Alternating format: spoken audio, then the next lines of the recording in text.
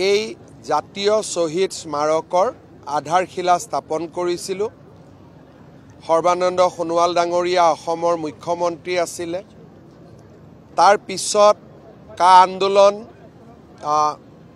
মাজত কোভিডৰ পৰশ এই সকলোবোৰক অতিক্ৰম কৰি আজি আমি এটা সৰ্বাংগ সুন্দৰ অসম আন্দোলনৰ শ্বহীদসকলৰ বাবে উৎসৰ্গিত স্মাৰক এটা অসমৰ ভৱিষ্যত প্ৰজন্মৰ বাবে উৎসৰ্গা কৰিবলৈ পাইছোঁ। ইতিমধ্যে এই শ্বহীদ স্মাৰকৰ বিষয়ে আমি আলোচনা কৰিছোঁ। 225 ফুট উচ্চতা ইয়াৰ থাকিব আৰু ইয়াৰ উচ্চ শিখৰত যদি আমি আৰোহণ কৰোঁ গুৱাহাটী মহানগৰখন আমি স্পষ্টভাৱে দেখা পাব পাৰোঁ।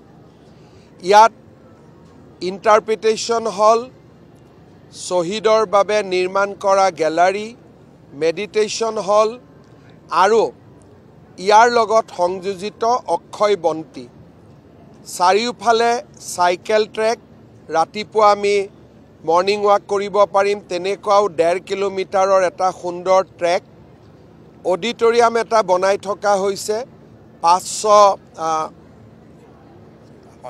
500খন আসনযুক্ত। অৱশ্যে ইয়াত খালি আমি অৰাজনৈতিক অনুষ্ঠান কৰিব দিম। ফুড কোৰ্ট আছে আৰু এটা খুব ধুনীয়া মিউজিকেল ফাউণ্টেইন বনোৱা হৈছে অসম আন্দোলনৰ ইতিহাসৰ সৈতে। ভৱিষ্যতে অসম আন্দোলন আৰু অসমীয়া জাতিৰ বুৰঞ্জীক লৈ এটা ডিজিটেল লাইব্ৰেৰীও ইয়াত নিৰ্মাণ কৰাৰ মোৰ সপোন আছে, যাতে এই লাইব্ৰেৰীত বহিলেই আমাৰ জাতিটোৰ 5000 বছৰৰ যি যাত্ৰা তাক আমি চাব পাৰোঁ, দেখা পাব পাৰোঁ। তেনেকুৱা এটা ডিজিটেল লাইব্ৰেৰী এটা নিৰ্মাণ কৰাৰো মোৰ ইচ্ছা আছে। 10 ডিচেম্বৰ আমাৰ বাবে এটা পবিত্ৰ দিন।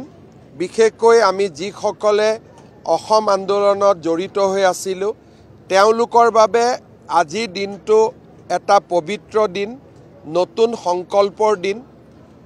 আজি শ্বহীদ স্মাৰকৰ উদ্বোধনী অনুষ্ঠান বা আমাৰ শ্বহীদ দিৱসৰ অনুষ্ঠানত ভাষণ দি মই অসমীয়া আৰু ভাৰতীয় ৰাইজক কেইটামান অনুৰোধ কৰিছোঁ। প্ৰথম, যিমানে আৰ্থিক সমস্যা নহওক কিয় অচিনাকি মানুহক নিজৰ মাটি বিক্ৰী নকৰিব, কাৰণ লাহে লাহে আমি মাটি হেৰুৱাই আছোঁ। আমাৰ ব্যৱসায়িক প্ৰতিষ্ঠান বা আমাৰ উদ্যোগত অচিনাকি মানুহক চাকৰি নিদিব আৰু আমাৰ খেতি পথাৰবোৰত খেতি কৰিবলৈ অচিনাকি মানুহক মাটিলৈ নানিব, কাৰণ তেওঁলোকে এবাৰ অহাৰ পিছত তেওঁলোকৰ যিটো পৰিকল্পনা তাক বাস্তৱত ৰূপায়ণ কৰে আৰু এসময়ত গৃহস্থকে তেওঁলোকে খেদি পঠিয়ায়। সেইবাবে মই আজিৰ শ্বহীদ দিৱসৰ দিনা অসমবাসী ৰাইজক, অসমীয়া ৰাইজক, ভাৰতীয় ৰাইজক অনুৰোধ কৰিছোঁ যে কোনো কাৰণতে যাতে অচিনাকি মানুহক জাতিটোৰ বৰঘৰত সোমাবলৈ অনুমতি নিদিয়ে। তাৰমানে অসম আন্দোলনৰ যিসকল শ্বহীদ আছিলে বহুত সৰু ল'ৰা আছিলে বা বহুত যথেষ্ট বয়সৰ আছিলে, তেতিয়া ফটো উঠাৰ কোনো পৰম্পৰা আমাৰ গাঁৱত নাছিলে। আজি আমি কনকলতা বৰুৱা যিখন ফটো দেখা পাওঁ সেইখন হৈছে তেওঁৰ পৰিয়ালৰ নিকটতম, যাৰ লগত তেওঁৰ ফেচ মিলে তেনেকুৱা সদস্যৰ পৰা আমি চাই নিৰ্মাণ কৰা। তেনেকৈ আজি যিখিনি শ্বহীদৰ আমি ফটোগ্ৰাফী পোৱা নাই তেওঁলোকৰ ল'ৰা বা তেওঁলোকৰ ভায়েক বা তেওঁলোকৰ ভনীয়েকৰ মুখখন চাই আমি আঁকিব লাগিব, আঁকি পৰিয়ালটোক দেখুৱাব লাগিব যে চিমিলাৰিটি আছেনে নাই।